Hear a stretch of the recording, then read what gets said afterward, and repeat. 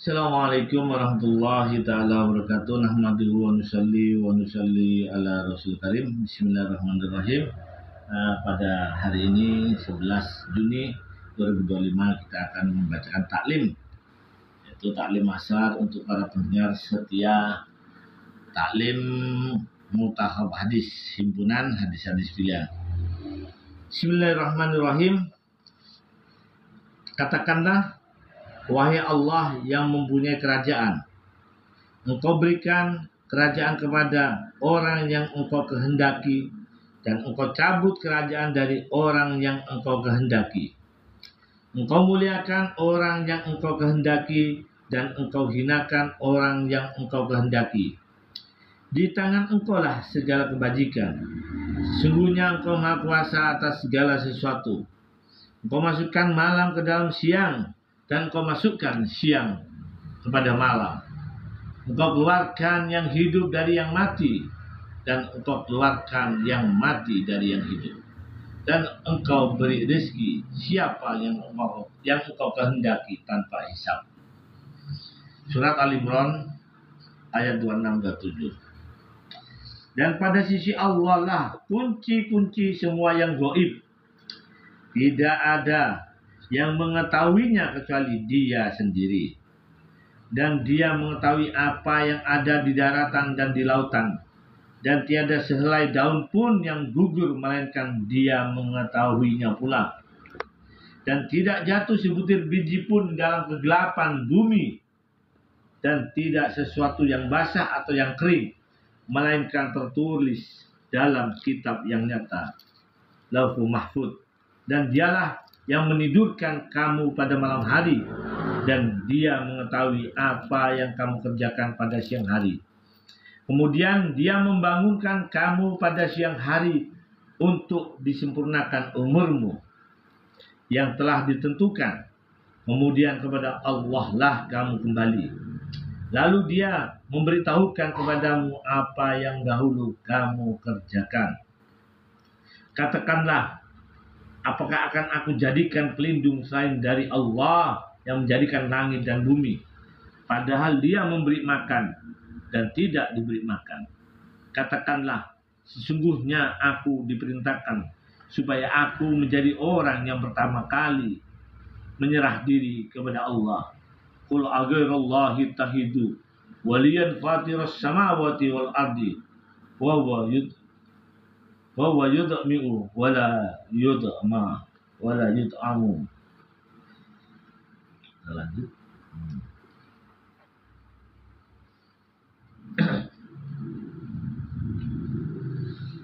Diriwayatkan dari Ibnu Umar radhiyallahu anhu bahwa Rasulullah SAW bersabda, Islam didirikan di atas 5 tiang, bersaksi bahwa tiada yang berhak disembah selain Allah dan Muhammad adalah utusan Allah, mendirikan sholat, mengeluarkan zakat, menunaikan haji, dan saum pada bulan Ramadan.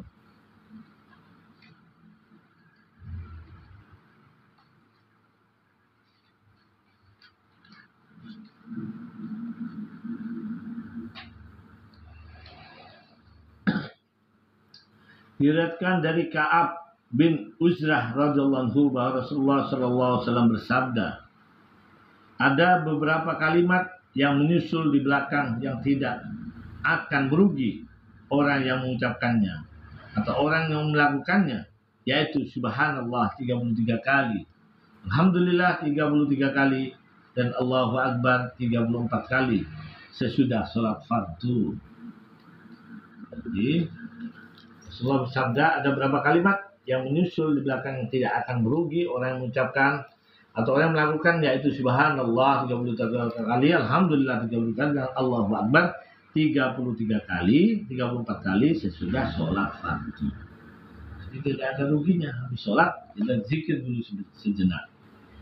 Diriwayatkan dari Ibnu Abbas radhiyallahu anhu bahwa Nabi SAW bersabda, ajarilah orang lain tentang agama, mudahkanlah mereka, dan janganlah kamu mempersulit urusan mereka. Jadi kalau ada orang ingin mengetahui agama, jangan dipersulit, mudahkanlah mereka dan janganlah kamu persulit. Jadi ada seorang orang non muslim datang kepada muslim, dia ingin bersyahadat, tapi karena bahasanya dia logatnya kan logat Cina, masih Tagalog, susah untuk berfasih bahasa Arab. Jadi waktu dia datang ke masjid, ke takmirnya ulama, diislamkan, dan dia mengucapkan asyhadu alla ilaha illallah wa asyhadu anna Muhammad Rasulullah. Cuma kan susah logatnya, jadi dia asyhadu la ilaha illallah. Itu doang, gak sah terus gak sah. Akhirnya jadi malas masuk Islam. Karena apa? Dipersulit. Yang penting hatinya. Nah, kita ikutin dulu. Yang penting nanti dia semakin lama semakin belajar dan memperbaiki logatnya. Jadi jangan pertama, wah gak sah, jangan saya masuk Islam, gak sah, harus asyhadu alla ilaha dengan logat. Padahal dia masih bahasa asyhadu la gitu. Gak apa-apa. Yang penting hatinya takluk dan tunduk kepada Allah. La ilaha illallah. Karena ada orang agak bahasanya susah untuk berbahasa Arab dan dia ingin masuk Islam. Masuk Islam karena nggak bisa fasih dalam bahasa Arab, jadi nggak sah terus. Hanya bukan kebaikan dia dapatkan, justru malah dia malas untuk memperdalam agama Islam. Nah, yang penting hatinya dulu benar-benar niat kepada Allah. Nah, nanti kita ajari. Kata Allah, "Waman," apabila Allah menghendaki kebaikan kepada hambanya, maka Allah akan fahamkan hambanya tersebut dengan agama. La ilaha illallah. Diriwayatkan dari Abu Hurairah radhiyallahu anhu bahwa Rasulullah SAW bersabda, "Tadi man yuridullah, wa may yufaqihu fid-din." Diriwayatkan dari Abu Hurairah radhiyallahu bahwa Rasulullah SAW bersabda, sesungguhnya seseorang yang akan diberi kedudukan tinggi di sisi Allah, sedangkan ia tidak dapat mencapai kedudukan itu dengan amalnya, maka Allah terus-menerus mengujinya dengan kesusahan dan kesulitan yang tidak disukainya sehingga ia dapat mencapai kedudukan tinggi. Jadi Allah ingin seorang hamba itu diberi kedudukan tinggi di sisi Allah, tapi hambanya itu tidak bisa mencapainya dengan amalnya. Maka Allah akan terus-menerus mengujinya dengan kesusahan dan kesulitan yang tidak disukai sehingga ia dapat mencapai kedudukan itu. Syaratnya dengan sabar dan ikhlas. Maka orang yang masuk surga tanpa hisab adalah orang yang diberi ujian terus-menerus, diberi kesusahan, diberi kesulitan, tapi mereka sabar dan ikhlas, maka jaminannya surga tanpa hisab. Orang yang berdermawan, bersedekah, masuk surga tapi masih dihisab. Orang mati syahid, masuk surga masih dihisab. Tapi orang yang terus-menerus dikasih kesusahan dan kesulitan, terus-menerus Allah mengujinya dengan yang tidak disukainya hingga Allah akan memberikan kedudukan yang tinggi di sisi Allah. La ilaha illallah. Jadi kalimat la ilaha illallah itu luar biasa. Tidak bisa kita sepelekan. Kita lanjut di bab berikutnya. Jadi kita membiasakan taklim itu habis sholat asar atau sholat duhur. Tapi kita biasakan di sholat asar supaya istiqomah taklim asarnya.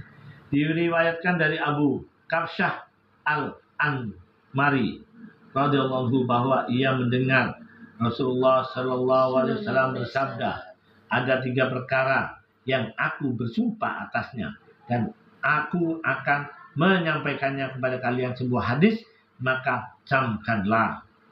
Beliau bersabda, 3 perkara itu adalah yang pertama, tidak akan habis harta seseorang karena sedekah. Tiadalah seseorang yang dizalimi orang lain dengan suatu kezaliman lalu ia bersabar atasnya, kecuali pastilah Allah menambah kemuliaannya. Yang 3, ia adalah seorang yang membuka pintu pengemis meminta-minta, kecuali pastilah Allah membukakan kepadanya pintu kefakiran.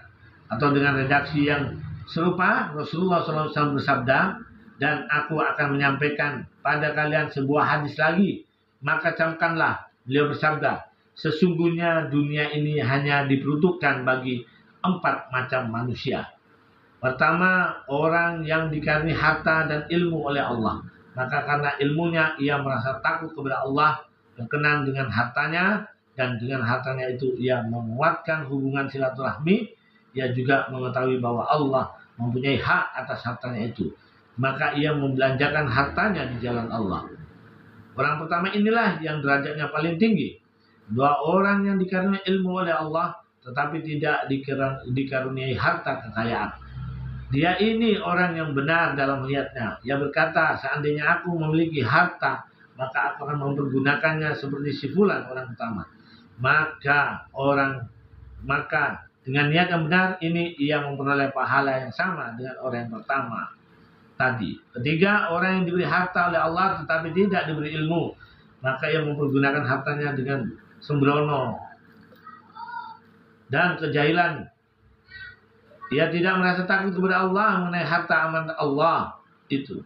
Ia tidak menggunakan hartanya untuk menguatkan hubungan silaturahmi, dan ia tidak mengetahui bahwa Allah mempunyai hak atas hartanya itu, sehingga ia tidak menginfakkan harta di jalan Allah. Orang ketiga ini derajatnya paling rendah. Yang keempat, orang yang tidak diberi harta dan tidak diberi ilmu oleh Allah. Dia mengatakan, seandainya aku memiliki harta, maka aku akan menggunakan seperti si fulan orang ketiga. Maka disebabkan niatnya yang buruk ini, ia menanggung dosa yang sama dengan orang yang ketiga. Makanya harta itu yang penting dapat ilmu, dapat harta, sehingga digunakan dengan kebaikan. Jadi yang terakhir, yang pertama tadi apa?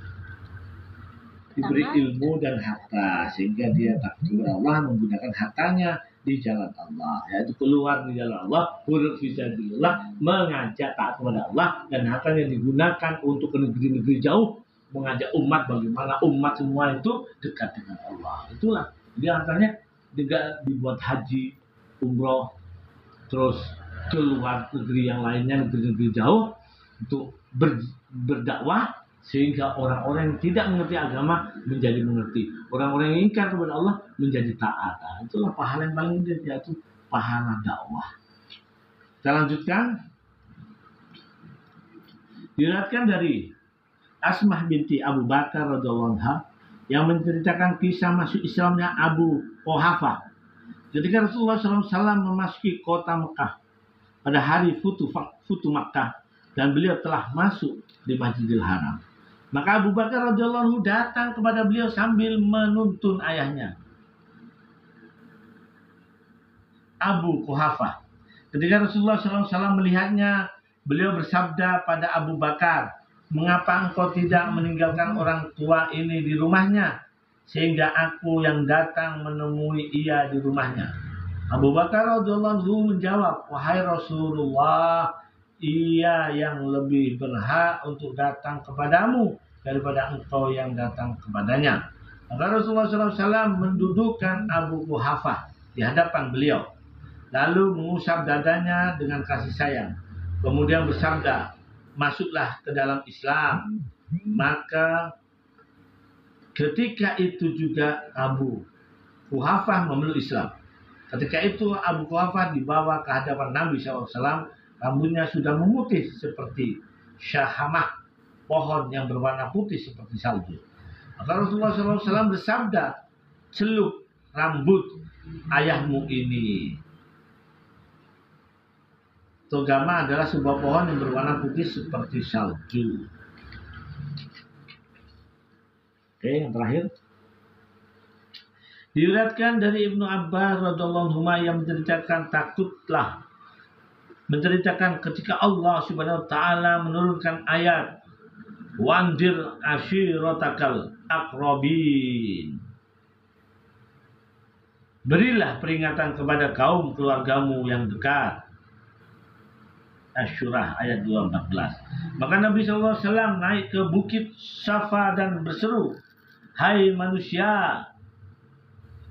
Maka orang-orang pun berkumpul menyambut seruan beliau. Ada yang datang sendiri dan ada yang mengutus wakil-wakilnya. Lalu Rasulullah SAW menyeru, wahai Bani Abdul Muthalib, wahai Bani Fihir, wahai Bani Anu, dan seterusnya. Bagaimana menurut kalian seandainya aku beritahukan pada kalian bahwa di balik bukit ini ada pasukan musuh berkuda yang siap menyerang kalian. Apakah kalian mempercayai ucapanku? Mereka menjawab, ya, kami percaya. Beliau bersabda, sesungguhnya aku adalah pemberi peringatan bagi kalian akan azab yang sangat pedih. Dengar hal itu, Abu Lahab langsung berkata, celakalah kamu sepanjang hari ini. Apakah kamu mengundang kami semua hanya untuk ini? Sebagai jawaban atas kecelaan Abu Lahab ini. Maka Allah Azza wa Jalla menurunkan ayat Tabbat yada Abi Lahab wa tab. Celakalah kedua tangan Abu Lahab dan celakalah ia. Alhamdulillah. Bagaimana hadis-hadis Rasulullah ini harus kita yakin dan kita percaya. Kita camkan dalam hati sehingga benar-benar apabila kita membaca hadis Rasulullah seolah-olah Rasulullah sendiri langsung yang menyampaikan kepada kita, maka kita harus mendengarkan dengan penuh tawajuh seakan-akan Rasulullah hadir di hadapan kita dan kita langsung diberi nasihat oleh Rasulullah sehingga masuk ke kalbu kita dan bisa kita amalkan. Dan yang lebih utama bisa kita sampaikan, amalkan dan sampaikan kepada yang lain supaya mereka yang belum mengetahui menjadi mengetahui dan juga mengamalkan. Kita tutup dengan doa kifaratul majlis. Subhanallah bihamdi, subhanallah bihamdika, asyhadu an la ilaha illa anta, astaghfiruka wa atubu ilaik. Assalamualaikum warahmatullahi taala wabarakatuh. Waalaikumsalam warahmatullahi wabarakatuh. Alhamdulillah.